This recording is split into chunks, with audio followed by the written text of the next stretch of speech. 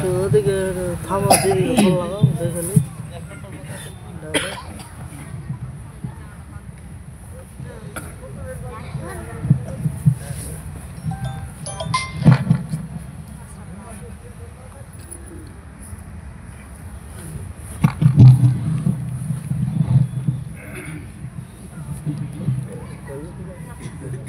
বল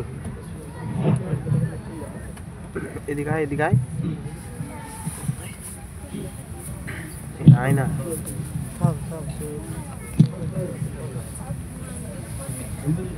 থাম থাম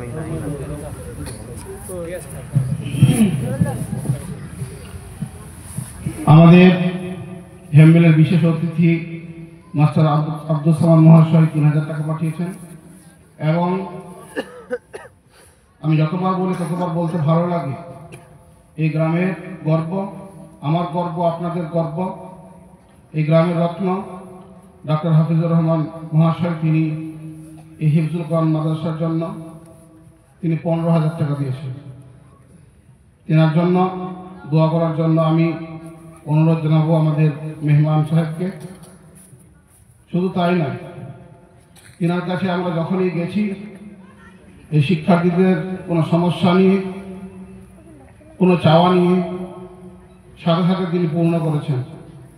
তার মধ্যে উল্লেখযোগ্য, আপনারা যে আমাদের শিক্ষার্থীদের একই ঢাঁচায় একই তার্জে কোরআন তেলাওয়াত শুনতে পাচ্ছেন, এই অবদান হচ্ছে ডক্টর হাফিজুর রহমান মহাশয়।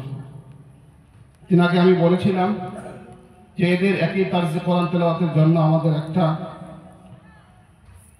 মাইক সেটের দরকার। খুতবার মাধ্যমে তিনি এক বাক্যে বলেছিলেন, আমি আলহামদুলিল্লাহ আমি দেব, যা টাকা লাগে আমি দেব। আমি প্রথমে ভেবেছিলাম হয়তো 15,০০০ লাগবে, শেষে দেখছি 25,০০০ টাকা লাগলো। উনি একবারও বলেন যে ঠিক আছে আমি দেব।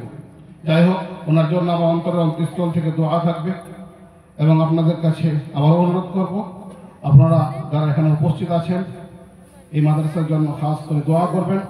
আল্লাহ সুবহানাহু ওয়া তাআলা এই মাদ্রাসাকে যেন কবুল করে এবং আল্লাহ পাক রব্বুল আলামিন যেন আমাদেরকে, যারা আমরা এখানে জালসায় উপস্থিত আছি এবং যারা পূর্ণ সহযোগিতা, কিঞ্চিত সহযোগিতা, যে যেরকমভাবে সহযোগিতা আপনারা করেছেন, আল্লাহ পাক রব্বুল আলামিন এর জন্য পরিপূর্ণ বদলা জান্নাতুল ফিরদাউস দান করেন।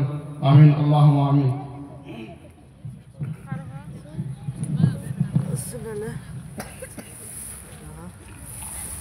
যেহেতু জালসা করার যেটা আসল উদ্দেশ্য হয় সেটা হচ্ছে যে কিছু কোরআন এবং হাদিসের কথা শুনে আমরা ভালো মুসলমান হয়ে ইসলামিকভাবে জীবনযাপন করা। তাই আমাদের জালসার একদম শেষ প্রান্তে আমরা পৌঁছে গিয়েছি এবং এখন আমাদের সামনে ইনশাআল্লাহ আমাদের প্রধান বক্তা সাহেব চলে আসবেন। আমি আপনাদেরকে বলতে চাই যে দয়া করে কেউ জালসার মাহফিল থেকে উঠে চলে যাবেন না, কারণ নবী সাল্লাল্লাহু আলাইহি ওয়াসাল্লামের একটা অভ্যাস ছিল এবং কোরআনেরও কথা, ওয়াজাক্কির ফাইন্না যিকরা তানফাউল মুমিনিন, যে তোমরা শোনো, তোমরা এক অপরকে ওয়াজ নসিহত করো, তাহলে ইনশাআল্লাহ তোমাদের ঈমান